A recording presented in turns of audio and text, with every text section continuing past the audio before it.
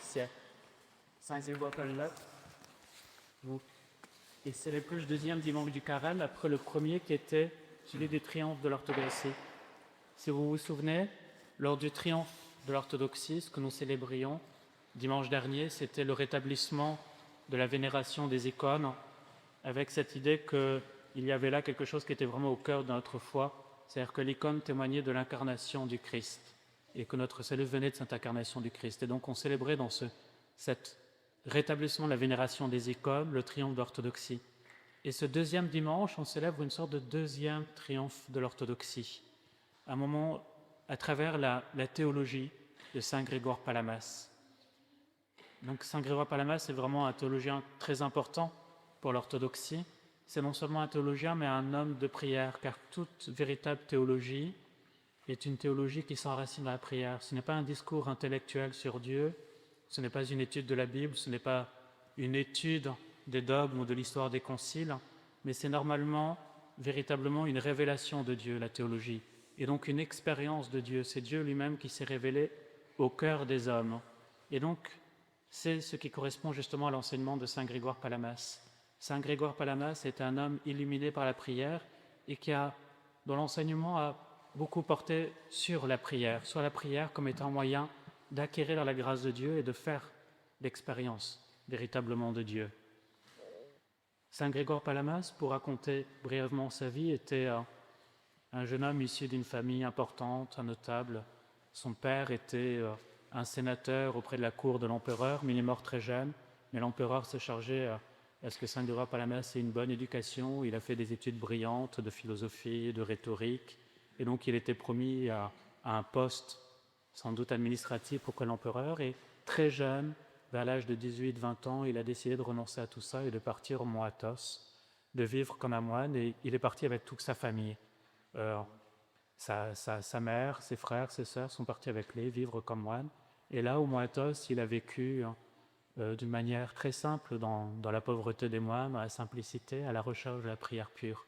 Et là, il a été initié par de grands ascètes, par de grands saints, qui étaient capables d'une prière, ce qu'on appelle la prière du cœur, cette prière que l'on récite sans cesse, la prière de Jésus, donc Seigneur Jésus-Christ, Fils de Dieu, aie pitié de moi, mais répétée en permanence de sorte qu'elle descende dans le cœur et que cette prière devienne incessante, qu'elle accompagne tous les moments de la vie, y compris le moment où l'on dort, et donc que ce soit une prière véritablement qui imprègne tout l'être humain.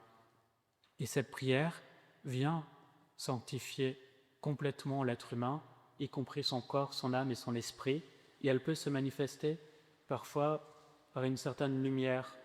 Et c'est justement un des points sur lesquels porte l'enseignement de Saint Grégoire Palamas. Donc Saint Grégoire Palamas a vécu là comme moine, et puis poussé par des excursions de pirates turcs, il est revenu à Thessalonique où il a été ordonné prêtre.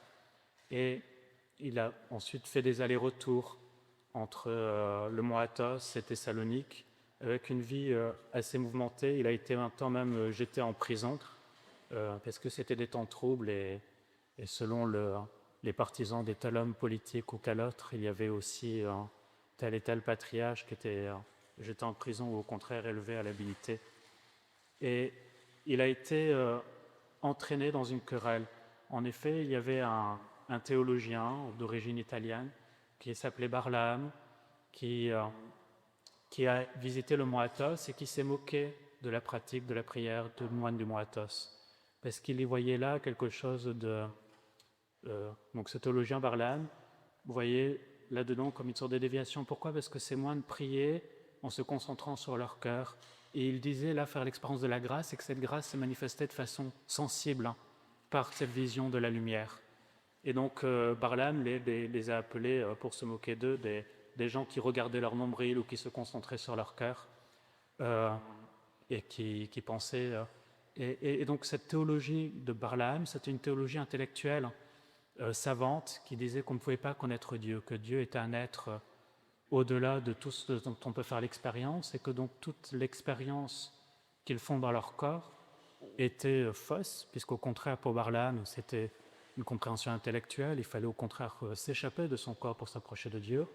Et cette expérience de la lumière, pour lui, était simplement une sorte de phénomène météorologique ou une expérience sensible ou quelque chose d'illusoire, et ça ne pouvait pas être l'expérience de Dieu lui-même. Et ce point porte notamment sur la vision qu'ont eu les apôtres, vous savez, lors de la transfiguration.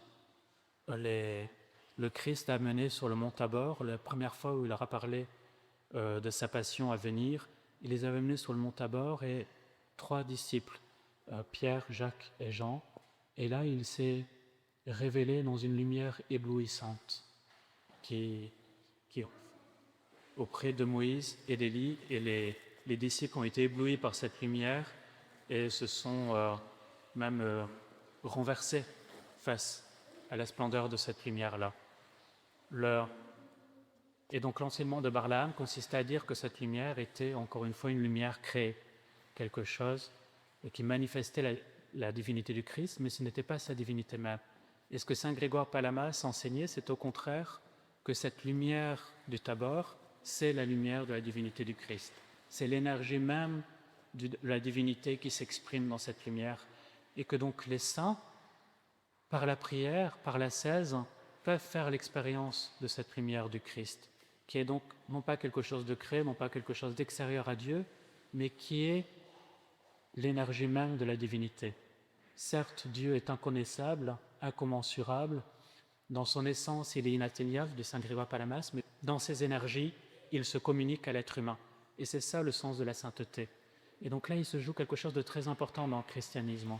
Il peut y avoir une fausse compréhension du christianisme qui comprendrait le salut comme étant une sorte de perfection morale ou l'accomplissement de certains commandements et le fait d'être en règle avec les lois divines.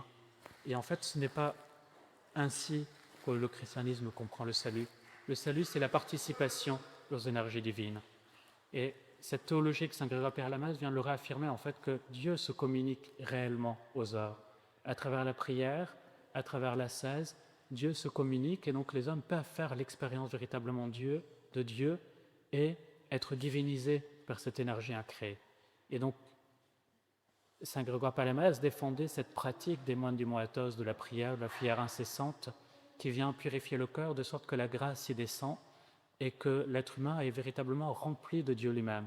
Non, ce n'est pas une grâce créée, mais c'est véritablement l'énergie incréée de Dieu, c'est Dieu lui-même qui vient se faire un avec l'être humain. Et donc, on célébrait dimanche dernier les icônes, mais là, la théologie de saint Grégoire Palamas vient compléter cette théologie-là en nous disant ce qu'on voit sur les icônes, ce sont véritablement des êtres humains, quand les icônes représentent des saints, qui ont été sanctifiés par Dieu, c'est-à-dire que Dieu est venu habiter jusque dans leur corps, est venu habiter en eux. Et donc ça nous donne aussi le sens de la prière. Il ne faut pas réduire la prière à des demandes pour être exaucées par un être qui est certes et tout-puissant, créateur de l'univers, mais qui viendrait en quelque sorte où on voudrait plier Dieu à nos désirs. Il s'agit au contraire davantage dans la prière. Le sens le plus profond de la prière, c'est au contraire de se mettre à l'écoute de Dieu et de faire en sorte que Dieu vienne en nous, qu'il vienne transformer notre cœur. Et c'est aussi le sens de toutes les prescriptions du carême, qu'il ne s'agit pas d'accomplir des règles avec cette idée qu'on sera sauvé si on mange des œufs ou si on ne mange pas des œufs. Ce n'est rien de tout ça, ce ne sont pas des règles comme ça en termes de permis et d'interdits. Il s'agit plutôt d'exercice spirituel, il s'agit de s'entraîner pour que la grâce de Dieu puisse rentrer en nous, pour que la grâce de Dieu vienne dans notre cœur.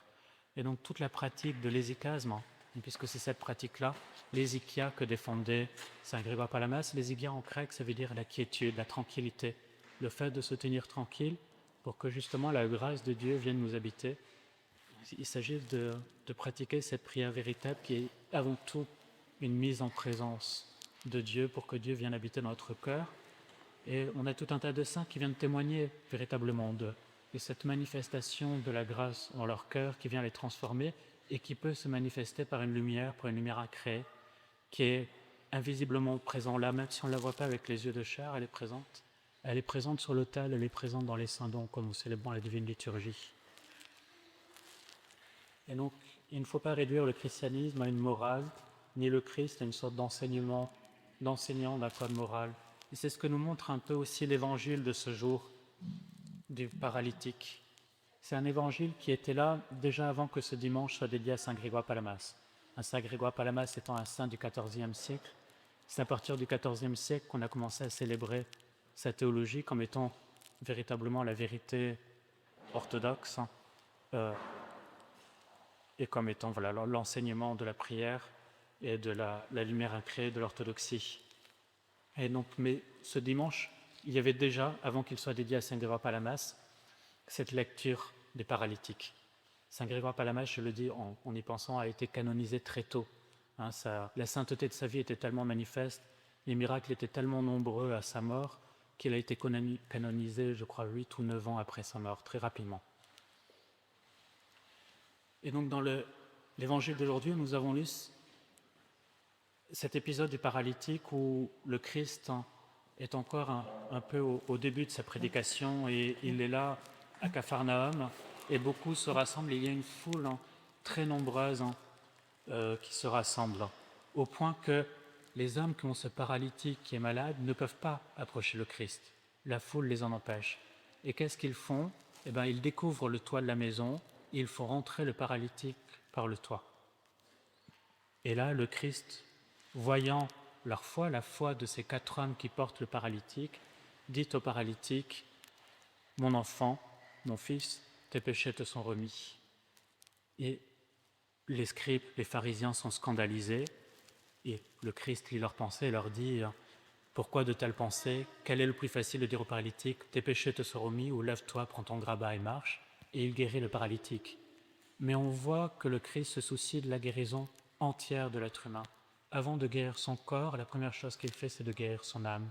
Et on voit cet enseignement là aussi de Saint Grégoire Palamas, de dire que la prière, l'ascèse, la communion doit amener une guérison totale de l'être humain. Tout notre être, corps, âme et esprit est amené à une guérison. Et le salut n'est pas simplement le pardon des péchés comme là le Christ lui donne, mais c'est une guérison, ce pardon des péchés. Le Christ est celui qui nous pardonne, mais il est aussi celui qui nous rétablit et qui nous fait participer à sa résurrection.